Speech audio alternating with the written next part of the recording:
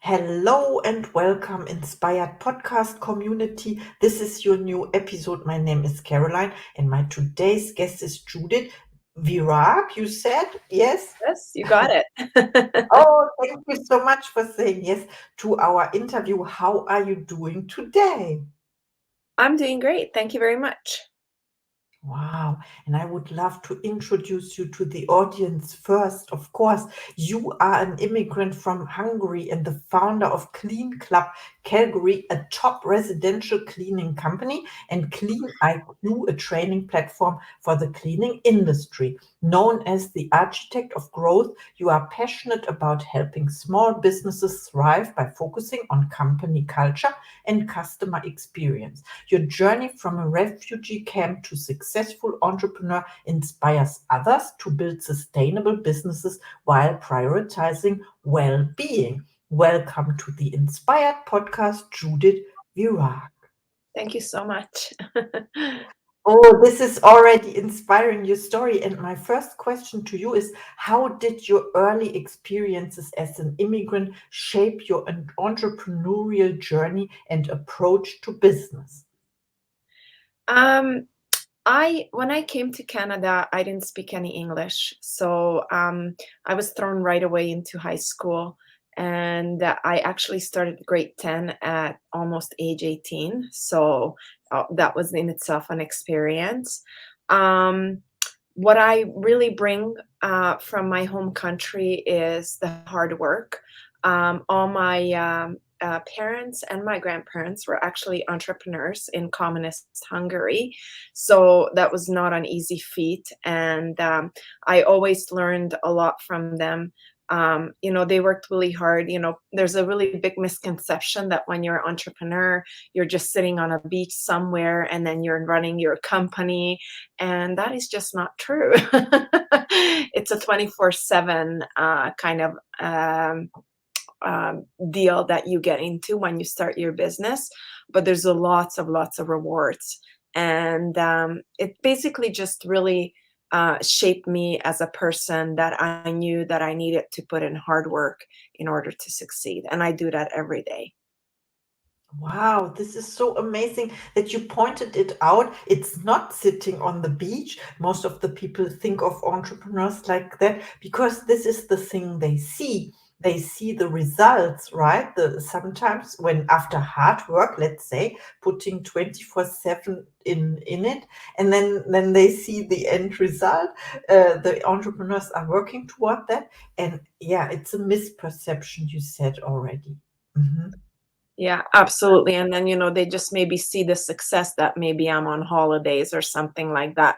But they don't see that, how much work I put in, and I'm still working on my holidays. An entrepreneur is like, we always answer our emails, and I check them every day, in the morning and the afternoon. And, if my team needs anything from me, I don't ever want to be a bottleneck. So they do know that they are more than welcome to send me a message while I'm on holidays, because if they can get to result in like 10 minutes, I probably can give them a quick answer. And they already wasted that 10 minutes trying to find an answer, right? Yes, that's so true. And of course, we have to be careful a little bit to not burn out. But as you said in the beginning, you love what you do, right? You chose this path to become an entrepreneur as well as your family before, your family members. Maybe they were your examples to do this. Oh, absolutely, absolutely. My grandfather owned a produce store, so we would, in the summertime when I was off school, we would get up like 4 o'clock in the morning, and then we'd go to the market and buy the fresh produce, and then we would open the store at 7 a.m. And that all sounds like, oh, that's easy. But, when you're carrying all those produce, potatoes, apples, and everything, it's heavy. It's heavy physical work, right? And then my parents also dabbled in a produce store. They also had a cafe. So, and, in Europe, things don't close like in Canada. A bar will close like at 2:30 in the morning. That's the cutoff. But in Hungary, like my parents worked for till like 4 or 5 o'clock in the morning. They basically worked until they had a customer, right? And so a lot of times I helped out there. I was a teenager by then, so I could make the coffee. And it's just kind of funny because in Canada, as a teenager, you cannot serve alcohol, but back then there were no rules like that. So I would make the drinks and everything. So clean up, wash the dishes, whatever. So, but we were together as a family. So, and that also had so many beauties. I would never, never change that because I love being with my mom and dad. I love what you shared. The story, the idea of being together as a family, and you didn't miss anything. So everything was there. You were integrated. You were a big part of that. You were needed, so to say. And it's an interesting fun fact or side fact about serving alcohol all over the world, or the restrictions there. I know this. For me, it's normal that there's alcohol available 24/7 in bars. And yeah, if it's healthy is another question. But you said, you pointed out, your parents were there for their clients or their customers, and this Oh is yeah. important. Mhm. Oh yeah, absolutely. They were like, even back then, like, I go in here in Canada, there's a lot of ethnic stores. So I go to the Polish store to, buy my cold cuts, like my wiener. They make their own, homemade wieners and everything. And I go in there and it's all Polish ladies, and Hungarian and Polish culture is very, very close. So I just like, it's like, hi, how are you? What would you like? They're really short, really, really quick. And I'm like, oh, I'm like back in Hungary. Because in Canada, when you like, it's really big. In the States, it's actually much bigger customer service. They focus so much more on it and customer experience. And I really do think, like, for me as a business, you had mentioned in my bio, customer experience, it's huge. You have to focus on your customers because they are the ones who are literally bringing in the bread. And you can send your team member out to clean, and then you pay your team members so they also have hours. And right now we have a huge influx. You probably experienced this in Germany as well. We have a huge influx of immigrants from the Ukraine. So I have a really big, half of my team is Ukrainian, and they come here to work. So they want to work. They want the hours. So it's a circle. You got to treat your customers, and then on the other side, I got to treat my team, my employees. They are my number one customers. They are number one. What they need, do they have the tools to succeed? Are they trained? Do they have any questions? If they have questions, who do they turn to? So it's a machine, really, a well-oiled machine that you got to build up when you have people working for you. Yes, absolutely. I agree. And thank you for sharing and pointing this out about it is like, yeah, you said a machine. It's about automation as well, setting up the processes that it's well oiled. You said, I love that. And of course, I have another question for you. It is, what motivated you to start Clean IQ, and how has it helped raise industry standards? Oh, I am so happy that you asked me about that. So, Clean IQ here in Calgary, the government has a program, and it's called Growth Catalyst. And it's a government-funded program run by the university, Mount Royal University here in Calgary. And we were selected and participated at this program. It was a 10-month program. And we've been already toying with the idea of building out a training center for our team members. But once we took Growth Catalyst, it's kind of took a life of its own, the whole idea. And we're like, well, why not, train everybody and maybe start to develop a standard across the industry, because there's no standard yet. because what's clean to me and what's clean to another person, it can be very, very different. You come from Germany. I do understand Germany is like super clean, like people are very organized. They have their systems and everything. And so we are in the process of developing Clean IQ, that is going to be a training center. And a lot of people had asked me, like, why would you train your competition? The reason why I would train my competition is because we would all be on the same level. And they would, one big thing when you hire a new cleaner is they don't know about cleaning. And even if they have experience, cleaning is, you have to have a lot of experience. You have to go through a lot of things to understand how not to make damage. And that's the biggest thing, because when we're in the customer's home, we don't want to create damage. We don't want to use the wrong product. We don't want to use the wrong, sponge, so it's abrasive and it's going to scratch, or, use the wrong stuff on the floor. Floor is so visible, as soon as the sun shines on it, you can see it. So that's how Clean IQ is beginning. And we're kind of like in the middle stages now. We have started our social media. We're working on our website.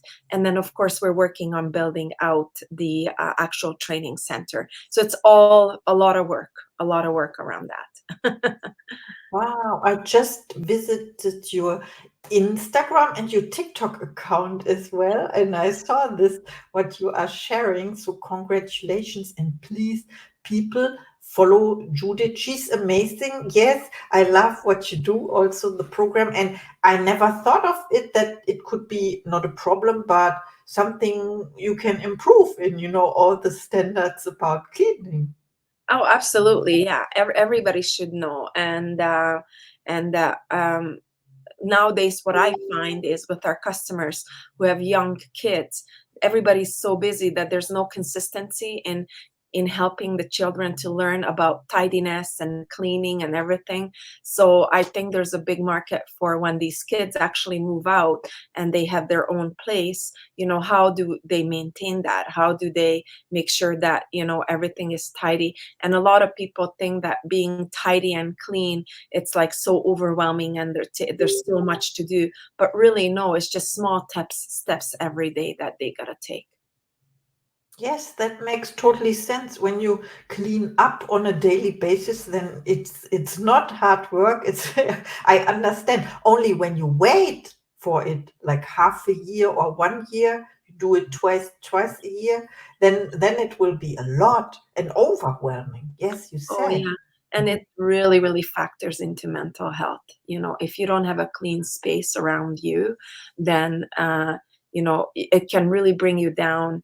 And it can be very daunting that, oh, I got to get to it. I got to get to it. I got to get to it.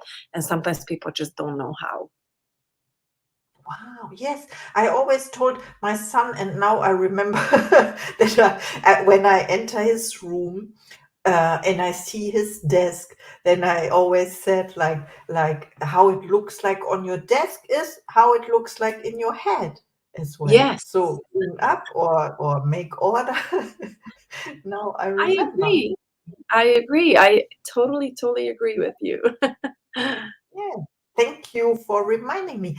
And there is something we can do about it, of course.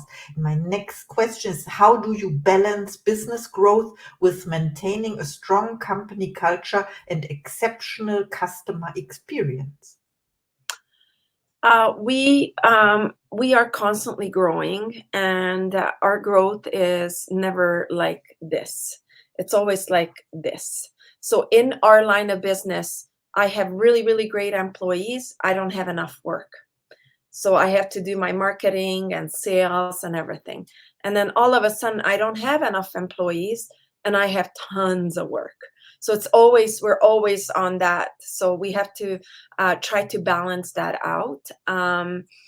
And just keeping the culture in growth, I think, is every discussion that we have is going back to the core values. Like, we need to let somebody go. Why do we need to let them go?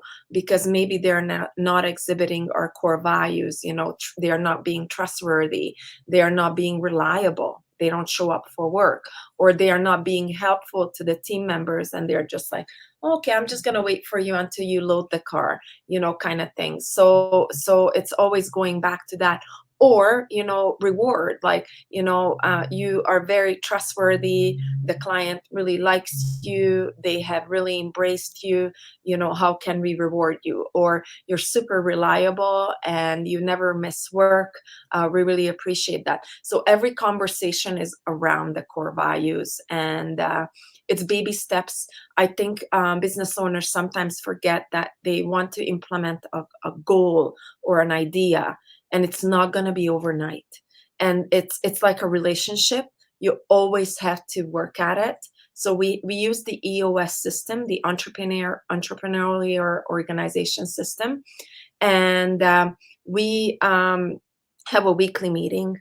We have a quarterly meeting. So we review the quarter. So the quarterly meeting, of course, is like a half a day. And then we have an annual meeting. That's a whole day, right? So always reviewing numbers, always reviewing, how are we doing towards the goal? Reviewing employee, issues or non-issues, or things that are going well and not going well. So it's just cultivating a very open environment to have those discussions. I think that's how we try to maintain that. And I talk a big game, but we are not perfect. And sometimes we absolutely fail miserably. We have implemented, for example, a new agenda item on our weekly meeting, and we have a job that went really well, and we have a job that didn't go well. Because if we're not going to talk about them, if we're always just, expression in Hungarian, we sweep the issues under the carpet, then we're not going to grow, and we're just going to be blind to what's happening in the company. And not only that, what's happening with the people and what's happening with the customers. Yeah, it makes totally sense what you were saying, and now I understand that the main task or challenge of an entrepreneur is finding solutions. Yes. The solutions, in my opinion, are your people. And how do you, what I talked about, cultivate a good, healthy company culture? And like I learned the hard way. I hired family and friends, and it was an awful company culture, and I didn't know anything about company culture.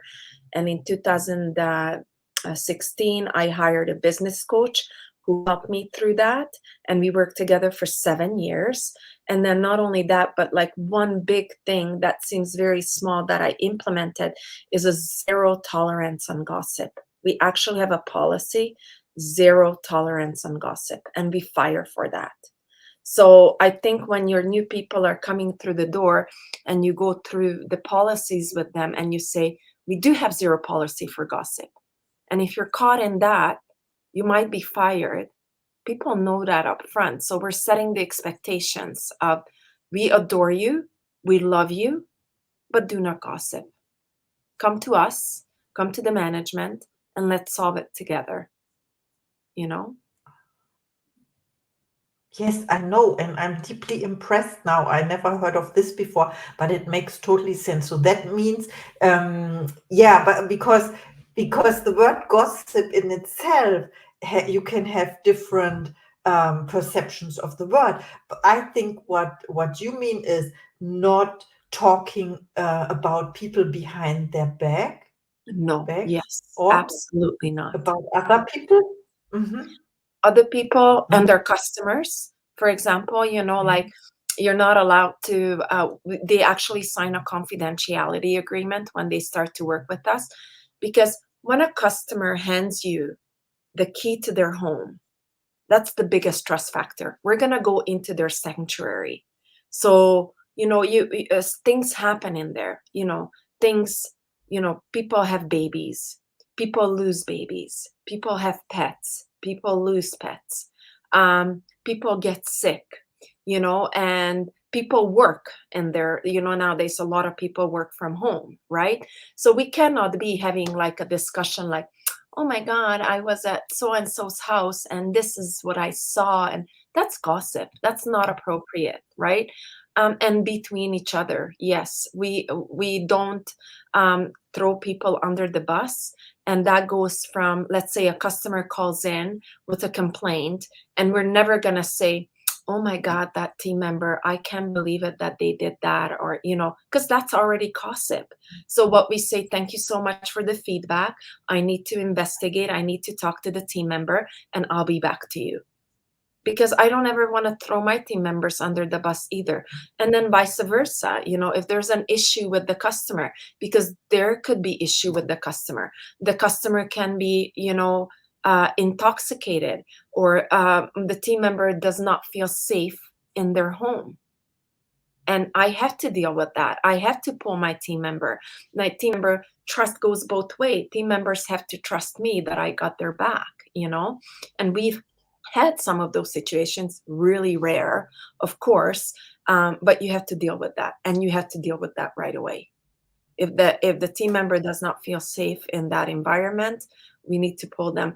Or, we have a lot of surprise cleanings, because we don't have time to go out and quote every house. We quote over the phone or online, right? And sometimes they get into some surprise situations because the customer was not honest with us. So maybe it's a hoarder, like the house is not, that's not what we do.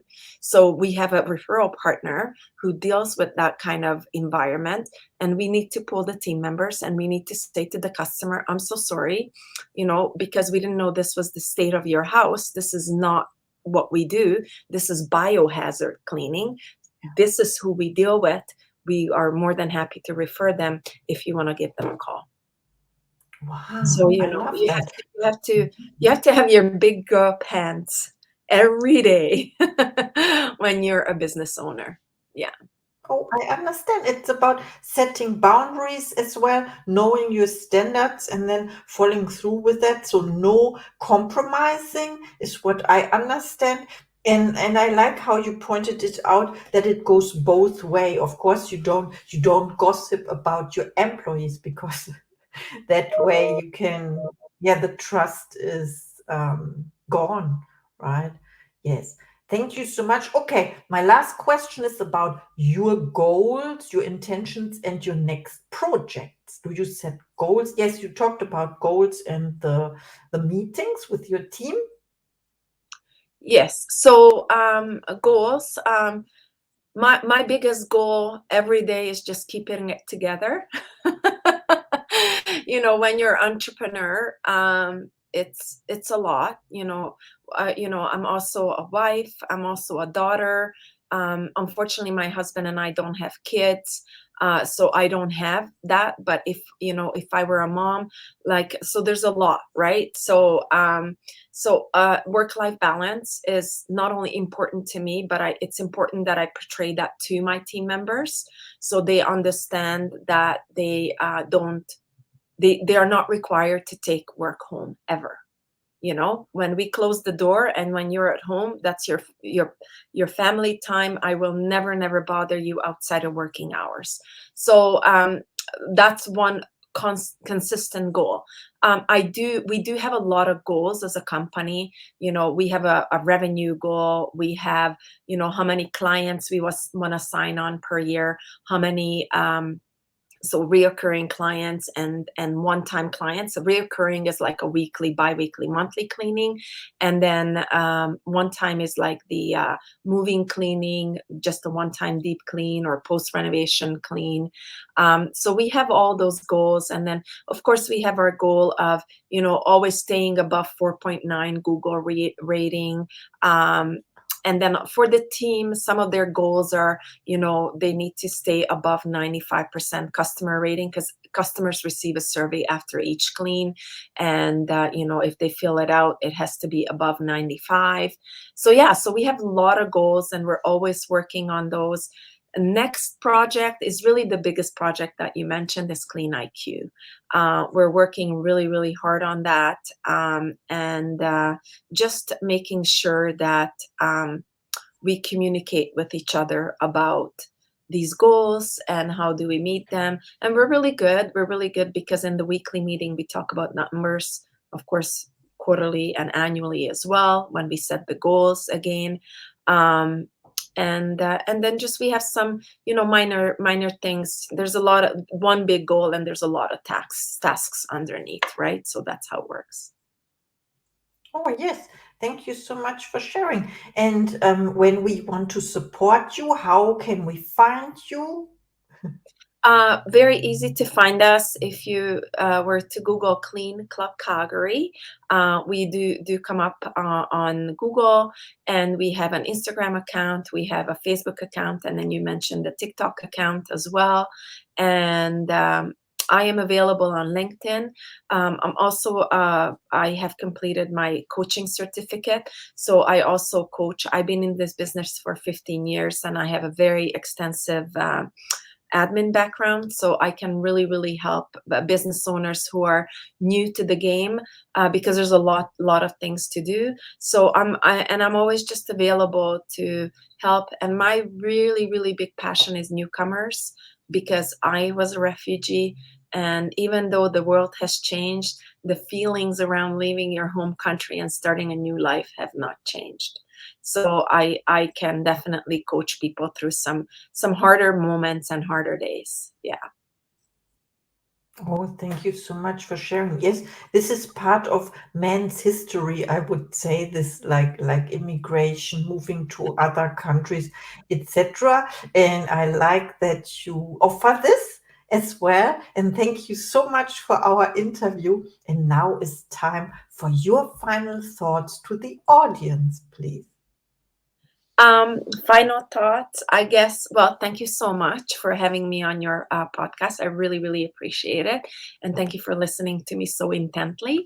Um, the message, I guess, is, if you're on the cusp of maybe starting a business or anything like that. Make sure you have a good support system. When I started my business, my husband was a big support to me and my family, and they believed in me, because I literally went from a really high level executive assistant to cleaning toilets. So a lot of people questioned my choices, and just stick to your guns. If you think that's what's right for you, just keep on going. And I had no aspirations of starting a company. I really just wanted to be free from 15 years in corporate world, and not to get up to an alarm clock every day and whatnot. And then here I am now with over $1 million business with over 25 employees. It's taken me 15 years. So everybody is different. Somebody gets there faster, somebody gets there slower. But just stay true to yourself and believe in yourself, and have a good support system. Wow, thank you so much. Very encouraging. Yes. Thank you. And this was our interview. Thank you so much. Thank And you so see much. you in the next episode. Okay. Bye. Thank